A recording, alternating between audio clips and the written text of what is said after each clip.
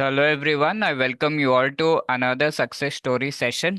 हमारे पास काफ़ी स्पेशल गेस्ट हैं, नमन जी, जिन्होंने रिसेंटली जेआईबी एग्ज़ाम क्लियर किया है। So first of all I would like to welcome you Naman ji to our platform and congratulations for clearing JAIIB exam. कैसा लग रहा है आपको, आप बता सकते हैं हमें? Thank you sir. ऑब्वियसली मैंने एक्सपेक्ट नहीं किया था कि मेरा फर्स्ट अटेम्प्ट में क्लियर हो जाएगा। बट हम्म। ये है कि फॉर्म अप्लाई किया था तो एग्जाम देने सारे जाना ही था। हाँ जी। होपफुली निकलते चले गए तो थोड़ा कॉन्फिडेंस बिल्डअप होता रहा। हम्म। ओके। राइट। तो आपने क्या पहले भी इसकी प्रिपरेशन करी थी या फिर इस बार ही सोचा कि हाँ इस बार देना एंड क्लियर हो गया, ऐसा है? नहीं, पहले प्रिपरेशन नहीं की थी। ये फर्स्ट टाइम था। अभी जब फॉर्म आए थे तभी सोचा कि इस बार दे के देखा जाए, इंक्रीमेंट हम्म। लगाना चाहिए। हाँ, वो तो काफी अच्छा मोटिवेशन रहता है। राइट सर, तो आगे बढ़ने से जी। पहले मैं आपसे पूछना चाहूंगा, अगर आप बताना चाहो कि क्या मार्क्स थे आपके चारों कंपोनेंट्स में, बिकॉज ये एक जिज्ञासा रहती है सभी को। हम्म। इकोनॉमी, जो पहला पेपर था हमारा, Indian economy and finance system, उसमें मेरे 65 थे। और फिर हम्म। दूसरा पेपर जो था हमारा, पीपीबी, उसमें मेरे 59 थे। और तीसरा पेपर में मेरे 64 थे। और जो लास्ट पेपर था उसमें मेरे 55 थे, एएफएम। Okay okay, wonderful. तो काफी अच्छे मार्क्स है ये, एंड आई थिंक आपको आई एंड आईएफएस में ज्यादा अच्छे मार्क्स आए हैं जहाँ तक मैं देख पा रहा हाँ, क्योंकि वो पहला पेपर था और सबसे ज्यादा डर उसी का था। क्योंकि यही सुनने में आया था कि ये सबसे हार्ड रहता है, इसका सिलेबस भी बहुत ज्यादा है। तो उसके हूँ। लिए सबसे ज्यादा मेहनत उसी की थी। पहला पेपर बस वही पढ़ा था। बाकी पेपर तो पहला पेपर जब क्लियर हो गया तब पढ़ना शुरू किया। अच्छा, सही है। राइट, तो काफी अच्छे मार्क्स है, क्योंकि 45 क्रॉस करना काफी डिफिकल्ट होता है कई बार आई एंड आईएफएस में, और आपने 65 आई थिंक कह रहे थे आप। तो that is a very great score. तो आपकी तो स्ट्रैटेजी हम जरूर जानना चाहेंगे एक एक पेपर की। But I would also like to know कि आपका क्या एजुकेशनल बैकग्राउंड रहा था, क्या आप कॉमर्स बैकग्राउंड है आपका, या फिर नॉन कॉमर्स है, या फिर और साथ में आपने कब बैंक ज्वाइन किया था, और पहले भी सोचा था? आपने आपने बता तो दिया कि इस बार आपने सोचा एंड दिया, बट पहले भी कभी थॉट आया था कि हाँ मुझे देना चाहिए जेआईबी एग्जाम, ऐसे करके? एजुकेशन बैकग्राउंड की बात करते हैं। मेरा नॉन कॉमर्स बैकग्राउंड रहा है। मैंने ओके। 12th पीसीएम से की थी, केंद्रीय विद्यालय से। उसके बाद मेरा दिल्ली यूनिवर्सिटी से बीएससी था, मैथ्स ऑनर्स में। फिर उसके बाद मेरा ड्रॉप लेके कोविड का टाइम आ गया था। तब फिर मैंने एमए किया था आर्कियोलॉजी में। फिर उसके बाद मैंने बैंक के एग्जाम देता रहा साथ में। तो अभी लास्ट ईयर मेरा क्लरिकल हो गया। पीओ में मेरा आधे नंबर से रह गया था। बट ठीक है, लास्ट ईयर मैंने बैंक ऑफ इंडिया ज्वाइन किया था। तो ओके। तब, हाँ, तब मेरा ऐसा कोई प्लान नहीं था कि जेआईबी देना है। क्योंकि तब तो दूसरे एग्जाम वगैरह भी थे तो उन पे फोकस था। और फिर तभी उसका फॉर्म भी थोड़ा महंगा है। तो लगता है कि हम्म। तैयारी हो जाए उसके बाद ही भरा जाए, बराबर। ऐसे रुपए वेस्ट ना हो। फिर इस बार सोचा कि अब 1 साल हो गया है, बैंक की थोड़ी समझ भी डेवलप हो गई है, थोड़ी नॉलेज है। थोड़ा सा पढ़ लिया जाएगा तो हो जाएगा। तो बस इसी साल फिर अक्टूबर वाला अटेम्प्ट दिया। ओके, तो जैसा कि आप बता रहे हैं, काफ़ी डाइवर्स सब्जेक्ट्स में, मैथ्स में आपने आई थिंक बैचलर्स किया है, फिर आगे जाकर आर्कियोलॉजी में आपने मास्टर्स किया है। तो काफ़ी डाइवर्स ये सारा कुछ है, इसका कुछ राज है, या फिर आप जैसे मुझे लग रहा है आप किसी और एग्ज़ाम की प्रिपरेशन शायद कर रहे थे, ऐसा कुछ? नहीं, ऐसा कुछ स्पेसिफिकली नहीं है। एग्जाम मैंने सारे हर टाइप का एग्जाम दिया है, पीएससी भी दिया है, एसएससी भी दिया है, बैंकिंग भी दिया है। बैंकिंग के तो 2-3 साल से लगातार दिए थे। तो इतने एग्जाम देने के बाद आपको समझ में आ ही जाता है कि वो क्या रिक्वायरमेंट क्या है एग्जाम की, तो निकल जाता है। 2 बार मैंने पीओ का इंटरव्यू भी दिया है, बट अनफॉर्चुनेटली उसमें नहीं हुआ। ओके। बट हाँ। Right right. तो आर्कियोलॉजी में, बस मेरे दिमाग में चल रहा है कि आर्कियोलॉजी लेने के पीछे कुछ राज है, या फिर जो आप शेयर करना नहीं, काफी चाहोगे? इंटरेस्टिंग सब्जेक्ट था। और यस। कोविड के टाइम पे वैसे भी बहुत खाली बैठे हुए थे, तो ठीक है, कुछ अच्छा करने को मिल गया। और मेरा थोड़ा सा टेम्पल आर्किटेक्चर में इंटरेस्ट ज्यादा था, तो वो भी हम्म। वो लोग पढ़ाते हैं। तो वहाँ पे एक्सक्यूशन में भी पार्टिसिपेट किया था मैंने, बैंक ज्वाइन करने से पहले। ओके। वंडरफुल वंडरफुल, ये जान के बहुत ही अच्छा लगा। बहुत ही इंटरेस्टिंग है ये चीज़ जानना आपसे, तो राइट। तो चारों कंपोनेंट्स का अगर मैं आपसे प्रिपरेशन स्ट्रैटेजी पूछूं, तो कैसे आपने I and I F S का प्रिपरेशन किया, पीपीबी का, A F M as well as RBWM, क्या सोर्सेस रहे थे आपके प्रिपरेशन के, आप बता सकते हैं? हम दो चार लोगों ने मिलके एक कोर्स लिया हुआ था। मतलब उन लोगों ने लिया था तो मैंने उनसे शेयर करके लिया था। तो Okay. उससे मैंने इकोनॉमी के जो भी लेक्चर्स थे, बेसिकली इकोनॉमी तो जो भी आपने पीएससी के लिए पढ़ा हो वैसा काफी कुछ सेम है सिलेबस उसका। तो वहां से वो काफी कुछ देख रखा था, बस वो हम्म। रिवाइज किया था। और दोस्तों ने पीडीएफ वगैरह शेयर किए थे, वो देखे थे। बाकी एग्जाम पॉइंट ऑफ व्यू से हमें एमसीक्यू और क्वेश्चन सॉल्व करना बहुत जरूरी था। तो वो यूट्यूब पे मैंने एजुटैप के जो लेक्चर्स आप लेते थे, और भी यूट्यूब पे बहुत फ्री रिसोर्सेज काफी है। तो क्वेश्चंस की हम्म। प्रैक्टिस मैंने यूट्यूब से ही की थी, और जो भी इंपॉर्टेंट क्वेश्चन है खासकर वो। और एक न्यूमेरिकल की वीडियो में हर एग्जाम से पहले देख लेता था कि जो भी एग्जाम का पेपर है उसकी एक न्यूमेरिकल की 1 घंटे 1.5 घंटे की वीडियो मिल जाती थी। तो वो मैं जरूर देख के जाता था, क्योंकि एटलीस्ट आप 4 5 क्वेश्चन तो सॉल्व हो जाते हैं उससे। फॉर्मूले थोड़े ज्यादा हैं बट ठीक है, सिंपल सिंपल फॉर्मूलेज हैं। Okay okay wonderful. तो आपने जैसा मैं समझ पा रहा हूँ, एक कोर्स पे कंसंट्रेट किया एंड प्रैक्टिस जो है यूट्यूब से करी है आपने एमसीक्यूज से, एंड इवन एडुटैप बिल्कुल। के मैराथन्स भी आपने अटेंड किए।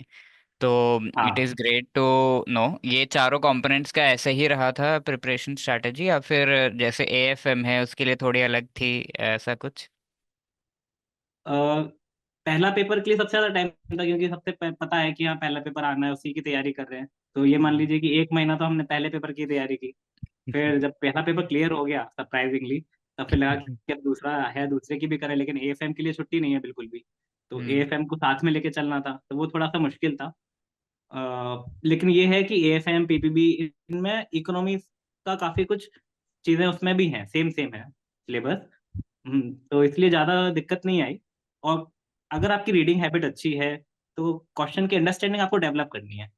काफी जनरल क्वेश्चन भी रहते हैं, नेगेटिव मार्किंग नहीं है, तो ये फायदा भी है कि आप थोड़ा हम्म। रिस्क ले सकते हैं, अपनी समझ से आप क्वेश्चन लगा सकते हैं। और कुछ कुछ आप थोड़ा सा गैस वर्क कर सकते हैं, अगर आप इंटेलिजेंट गैसेस लगा सकते हैं तो। और एएफएम के लिए छुट्टी नहीं थी, तो पीपीबी का पेपर खत्म होने के बाद तो उसमें तो फिर दोस्त को फोन लगाया कि भाई तूने जो जो पढ़ा है बता दे। और रात भर जितना हो सका, न्यूमेरिकल बहुत थे एएफएम में, तो जितना कुछ मैं समझ सकता था वो समझा।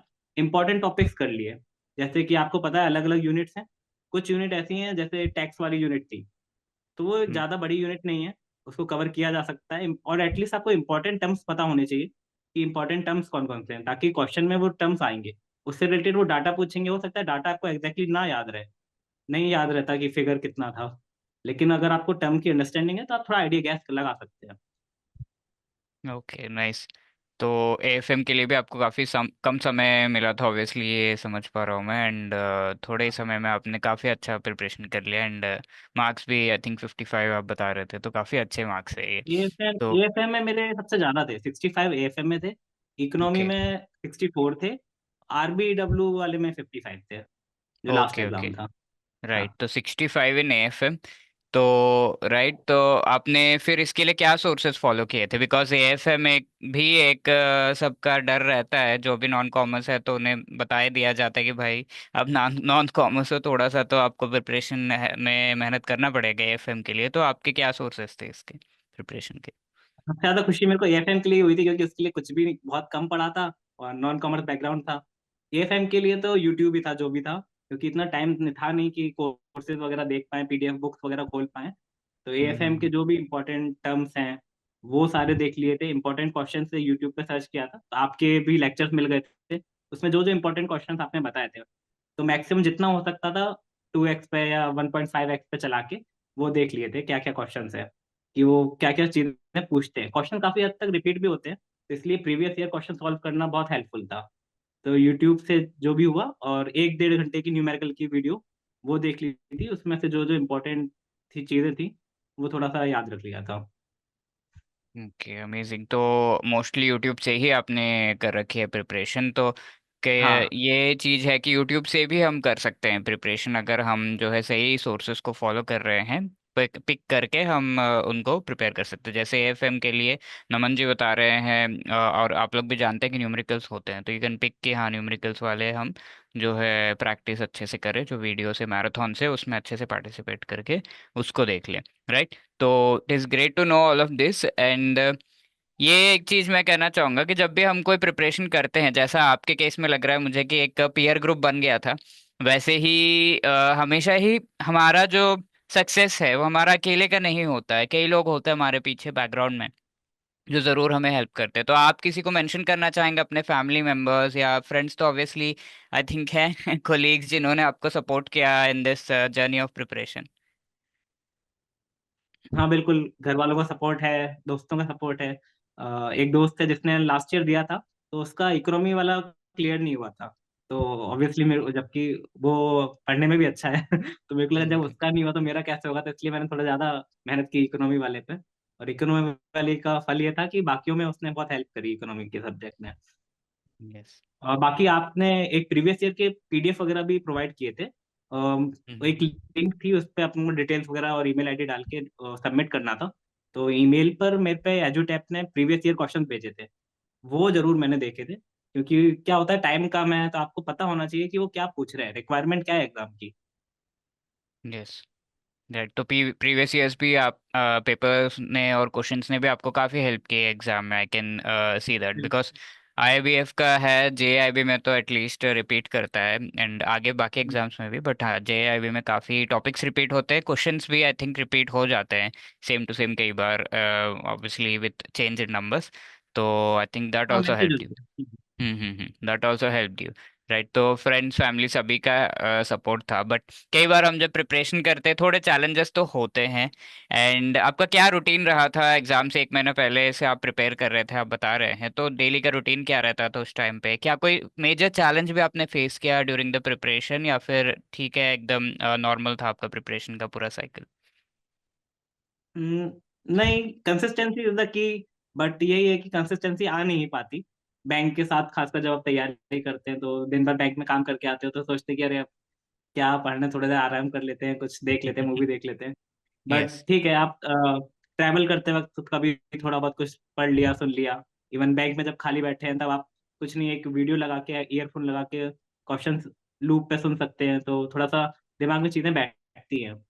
और दिक्कत ये थी कि जहाँ मेरी पोस्टिंग है, वहाँ पे सेंटर नहीं था। सेंटर यहाँ से लगभग 150-200 किलोमीटर दूर था। तो ये है कि एक दिन पहले निकलना पड़ता था, तो वो थोड़ा सा एक दिक्कत रही। बट ठीक है, घर उधर है तो मैनेज हो गया था। Okay okay. नाइस। तो बहुत ही अच्छा लगा आपकी सारी स्ट्रैटेजीज एंड एवरीथिंग सब कुछ जान के, एंड आई थिंक मेजरली आपका जो है कंसिस्टेंटली आप प्रिपेयर कर रहे थे mostly, and with the family support आप ये कर पा रहे थे, फैमिली एंड फ्रेंड्स के सपोर्ट से। तो it was really great to talk to you. क्या आप फाइनल कोई मैसेज देना चाहेंगे हमारे जो आगे बैंकर्स जो एग्ज़ाम देंगे, जो एस्पिरेंसी एग्ज़ाम देंगे, क्या एक मैसेज रहेगा उनके लिए?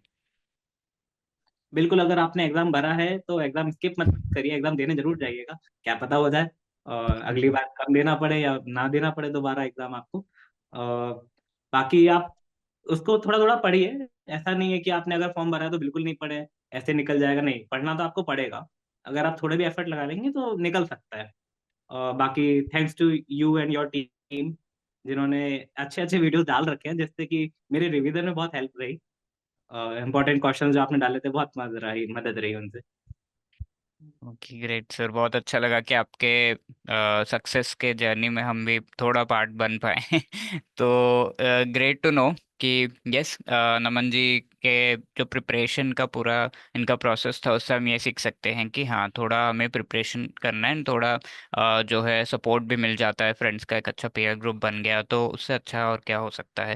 बिकॉज आप कह रहे थे कि एफएम के एक दिन पहले आपने फ्रेंड से जो है सारा कुछ पढ़ा था, तो काफ़ी हाँ हेल्प हो जाती है इस तरीके से, क्योंकि हमारा कंसंट्रेशन भी एक जगह, अकेले में तो लगता है कि हाँ ये भी देख ले ऐसे करके, बट फ्रेंड्स के साथ भी काफ़ी हेल्प हो जाती है। तो great to know all of this, and congratulations once again Naman ji.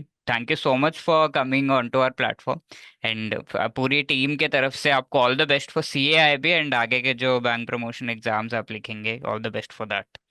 Thank you Naman ji, thanks a lot. Thank you sir, thank you okay. एजुटेक।